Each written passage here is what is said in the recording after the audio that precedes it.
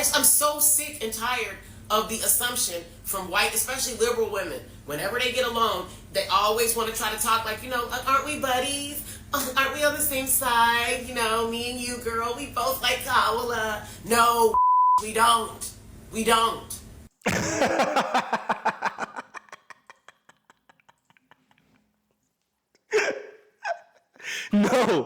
No, we don't. We don't. Don't nobody like Kamala Harris. Even the Democrats don't like Kamala Harris. Nobody likes her at all. But anyway, what's up, guys? Welcome back to the channel. Welcome to another video. We got a great one for you here today.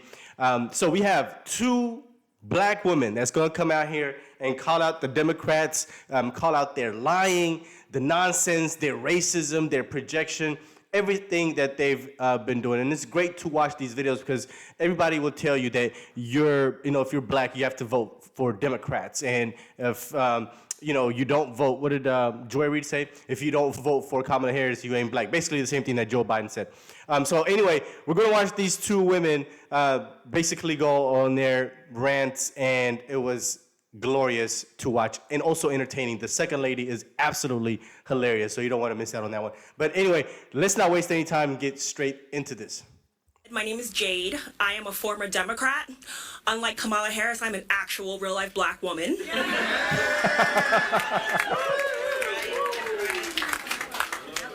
And I'm a former Democrat who is currently registered Republican. I stand here before you today because I'm tired. I'm tired of the Democrats using the generational trauma of my people to garner votes. They invoke fear. They tell me I'm oppressed. They tell me I'm less than. They tell me I'm not good enough. And they tell me that my white brothers and sisters in Christ are my enemy. No. They are not. As a follower of Jesus Christ, Ephesians 5:11 tells me I must expose the works of the enemy.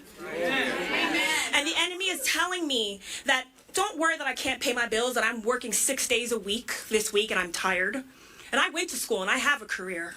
I'm doing worse under this administration than in Donald Trump's administration, but I'm told to be afraid of a man who made my life better? How does that work? Projection. Make it make sense. During COVID, I knew more of my white guy friends that lost their jobs than me and my black girlfriends. We are the same in this country. All these Americans want the same thing. We want safety. We want prosperity. We want peace. And the Democrats keep going back and look, check it out, right? I honor my ancestors and the people who fought for us to be in this room here today. No one is discounting what my people went through. But honor them by getting past it and invoking forgiveness in this culture. I'm so tired of being told I need to be afraid. I'm so tired that I need to be told all the time that I have to vote for the Democrats who have done nothing positive for my life at all. My life is totally worse than it was during the Trump administration. Yet I kept having, you must vote for the Democrats. We're told this as black people since we were a child. Let's honor our ancestors by doing better and honor them, because they're rolling over in their graves hearing the fact that Kamala Harris is having Megan Thee Stallion twerk and showing our bodies as these just vessels of lust. That's not cool. These women out here are being told that Donald Trump is like their enemy, when really, Kamala Harris opening up the border, look what happened to Laken Riley. She's a woman. She was a woman just like I am. No woman, black or white, wants that to happen to her. All of these people whose kids are dying, the black moms, the white moms, they all cry the same color tears. Yes, yeah. So let's move past this. Let's vote for Donald Trump so we can all be prosperous again. Let's get out of this fear, this rage, and this anger, because it comes from the devil. So hear me, black folks. Hear me, white folks. We are so much more alike than we are different. Oh, yeah. Facts. Oh, yeah.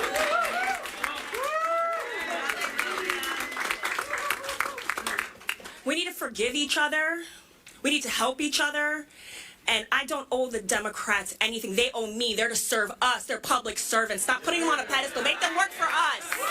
Yeah, I love it. I love it. I love it. I love it. Every single time somebody that's black comes out and calls out the Democrats, I think it's glorious. But here's the thing. She got to be careful. She got to be careful, because according to the liberals, the black liberals, the white liberals, she might not be black, right? They're going to question her blackness. Not because she's light-skinned, that's really one of the reasons, but she's also a conservative, or she's voting Republican or voting Donald Trump, right? So they're going to use those two things against her to take away her black card and say that she's not a black woman. And that's one of the things that she really got something going against her, is her skin tone, right? They could be like, oh, she got white blood in her. She's not even full black. That's what they love to do. They love playing those games. But they'll come out and claim Kamala Harris, who has no proof whatsoever of actually being black. These people are a bunch of hypocrites. They only use identity politics when it's in their advantage. So anyway, that was the first lady. Now we're gonna watch this second lady right here, who's even more entertaining. Now the other lady, she was a little animated. I could say that she was a little animated, but that's probably just her personality. You know, everybody's different. But what she said was spot on, right? The message was still there. So this lady is gonna do the same exact thing. She's absolutely hilarious. So let's not waste any time and get straight into this. Liberal white women are the worst. They are the absolute worst. Today, after I finished my day job, I went to go clean a house for this woman. I had never cleaned for this woman before, and I knew that she was going to try to talk to me because she was very friendly. And let me set this up for y'all. You know, when I come in, I'm in my uniform, and so we're talking about my day job at Chick-fil-A, you know, and everybody likes to tell me how they like the food, which is great food, and I don't mind. But, you know, I came straight to her house, so we're talking about this, and I asked her if I could change into my, you know, my cleaning clothes, and she's like, sure, and she introduces me to her husband and her granddaughter. Yay, everything's cool. But then they left, and she just wants to start talking, and I already knew. I knew Kamala was going to come up because we're alone. I'm a black woman. This is Austin, Texas. I knew it, and she did not fail to deliver. Sure enough, she smiled at me and said, aren't you excited about Kamala? No, I'm not.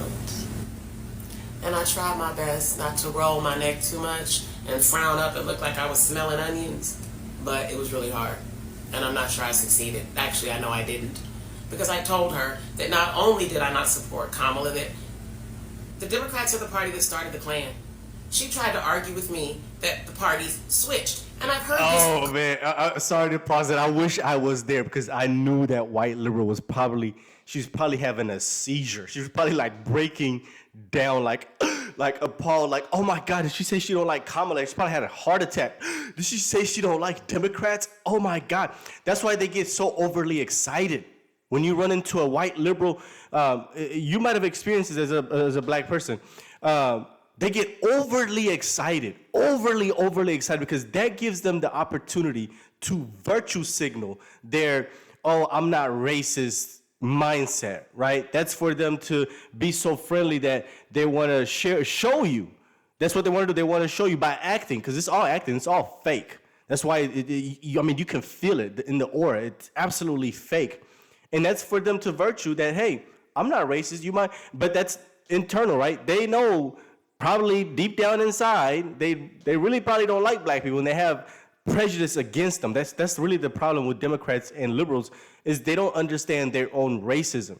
So to disqualify their racism, they virtue in front of other black people so they can get validation from other black people that her mindset is cool. Like, oh, it's all right, white lady, white liberal, you're good with us type of situation. That's really all it is. When you run into like a conservative white person, they literally treat you like you're normal. Like, hey, like, for example, in her case, if she was to go to clean a conservative household, they'd be like, hey, how you doing? Is there anything you need from us? And, let us know, we'll be out of your way. I guarantee you that's how it goes.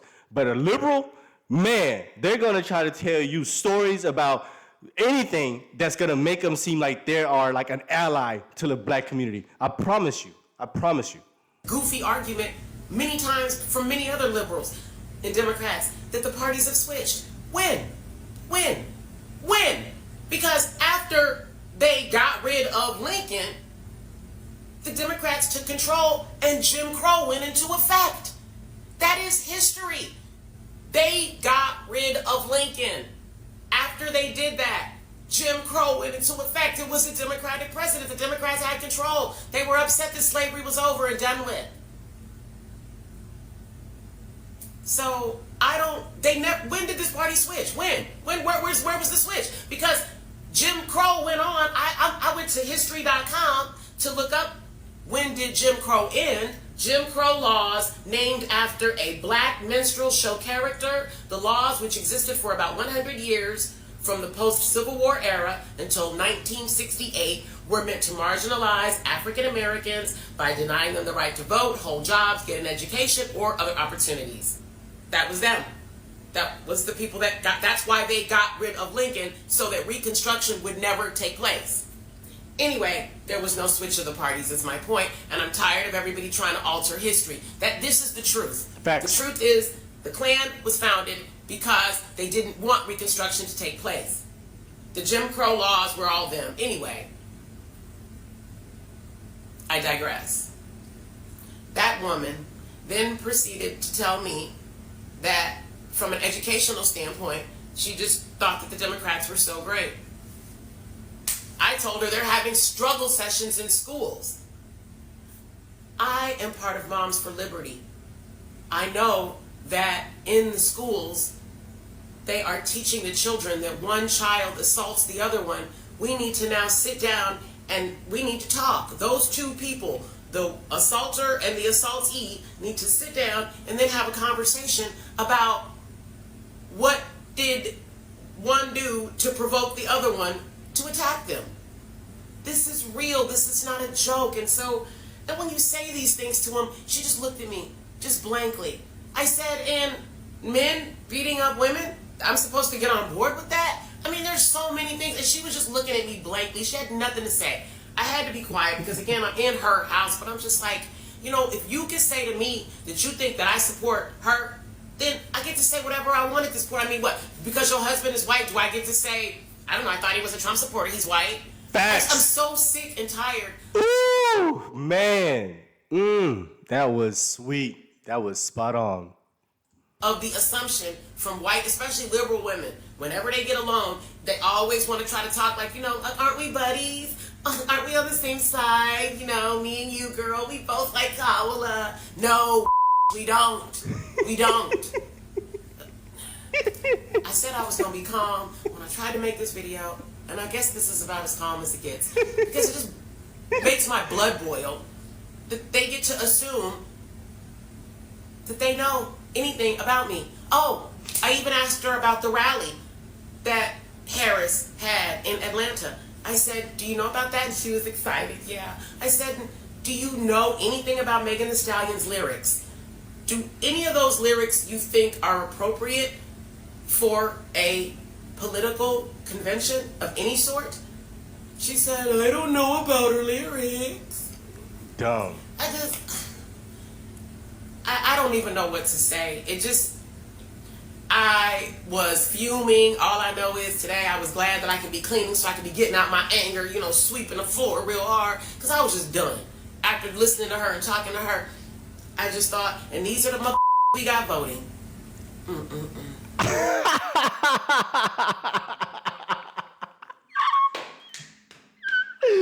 Oh my God. Oh my God. She said these are the MFers that are voting. I'm so dead. This is hilarious. I love it. I love it. I hope you enjoyed this as much as I did.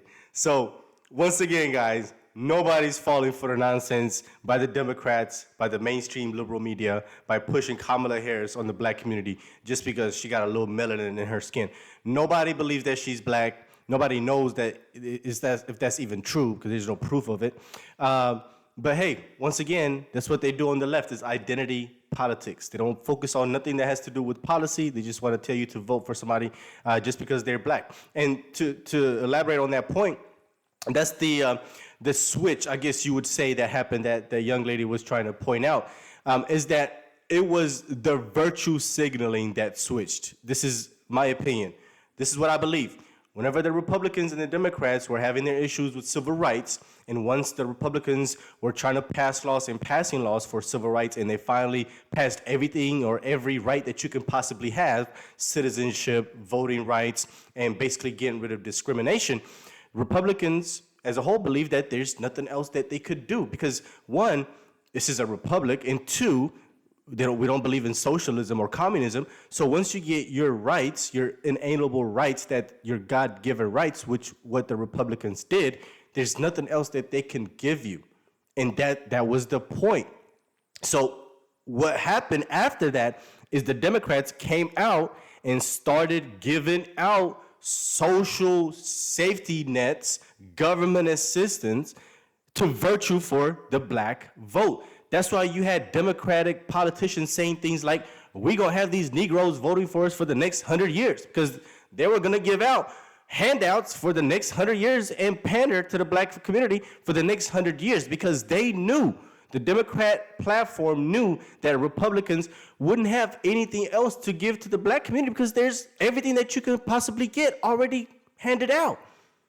That's it. That's literally the switch. Is Republicans said, hey, you're as equal as anybody else in this country. You have your life, your liberty, and your pursuit of happiness. Go ahead and flourish. And then the Democrats were like, nah, that's not enough.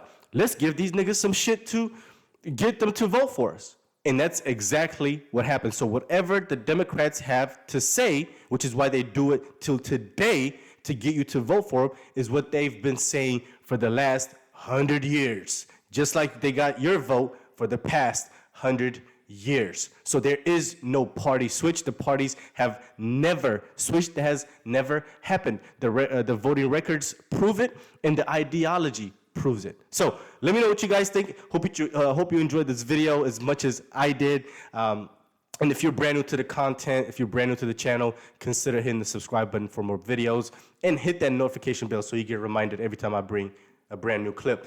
I'll see you guys on the next one. Peace.